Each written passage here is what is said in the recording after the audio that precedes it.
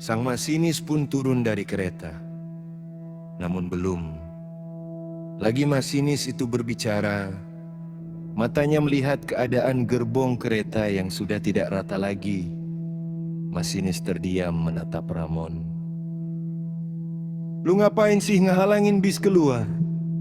Apa mau muka lu gue penyokin?" ucap Ramon dengan nada tinggi. "Iya bang, sebentar bang," jawab si masinis lantas berlari dan kembali masuk ke dalam otomotifnya. Beberapa saat kemudian kereta pun berjalan. Beberapa bis segera melaju keluar. Sejak kejadian itu, Ramon semakin ditakuti, bahkan setiap sopir dan pedagang tidak lagi menggerutu setiap anak buah Ramon meminta uang setoran. Lain halnya dengan Udin pedagang es tebu. Ia hanya tersenyum kecil mendengar tentang gerbong kereta yang dihantam Ramon. Ramon yang menyadari kekuatannya, tanpa ragu-ragu ia memperluas tagihannya hingga ke suatu pasar bernama Pasar Jaya yang terletak dari terminal melewati Kali Baru. Pada waktu itu Pasar Jaya juga baru diadakan. Tidak sekali Ramon dikeroyok oleh pemuda pasar maupun pedagang. Bacokan golok sudah beberapa kali mengena pada tubuhnya, bahkan tusukan pisau. Namun sedikit pun tubuh Ramon tidak terluka. Ramon tidak membunuh musuh-musuhnya, melainkan ia merangkul dan menjadikan sebagai anak buahnya. Minggu-minggu berlalu. Tepat 1 tahun kemudian, Ramon memerintahkan kepada beberapa anak buahnya untuk merekrut setiap wanita yang melacur di pinggir jalan. Ramon membangunkan petak rumah kayu sebagai tempat setiap pelacur bertransaksi benih. Pada tahun 1970 ia meminta izin resmi kepada pemerintah setempat untuk meresmikan tempat-tempat pelacur yang ia buat sebagai pelacuran. Ramon dan anak buahnya menetapkan bayaran atas kamar setiap satu tamu yang bercinta dengan setiap wanita yang sudah menjadi anak buahnya. Ramon juga membuka sebuah koperasi simpan pinjam untuk setiap wanita pelacur, walaupun kerap kali ada saja wanita yang menunggak pembayaran pinjaman. Sehingga lokasi pelacuran tersebut dinamakan dengan nama Keramat Tunggak, yang artinya tunggakan yang keramat.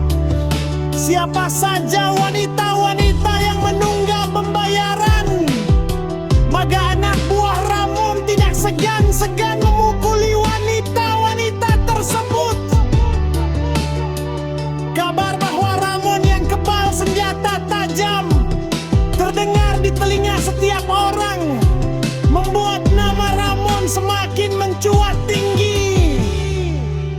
Mengetahui Ramon semakin ditakuti oleh semua orang di terminal dan di pasar juga, anak buah Ramon semakin banyak.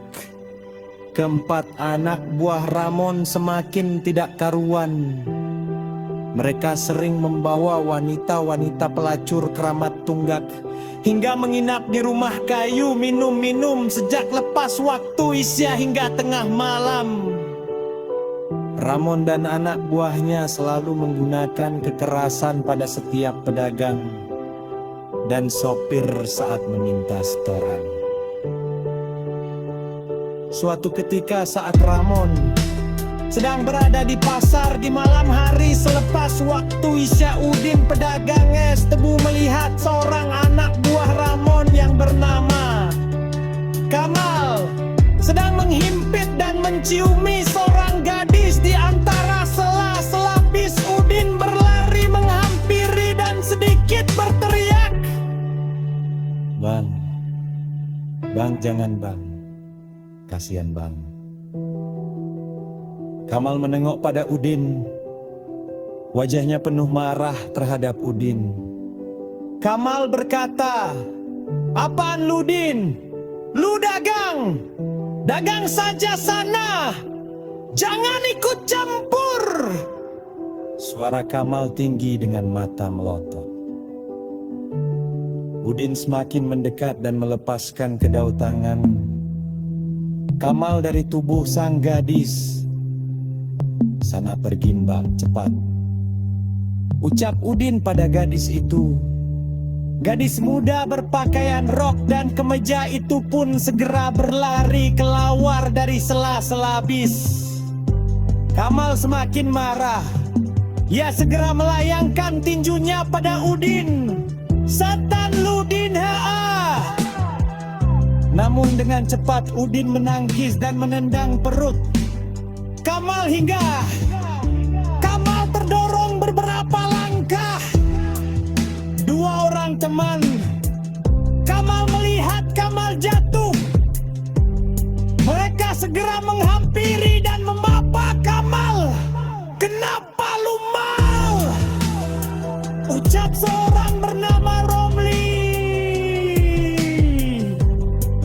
"Setan lu Ligang, kenapa-napa tiba-tiba si Udin nendang gue?"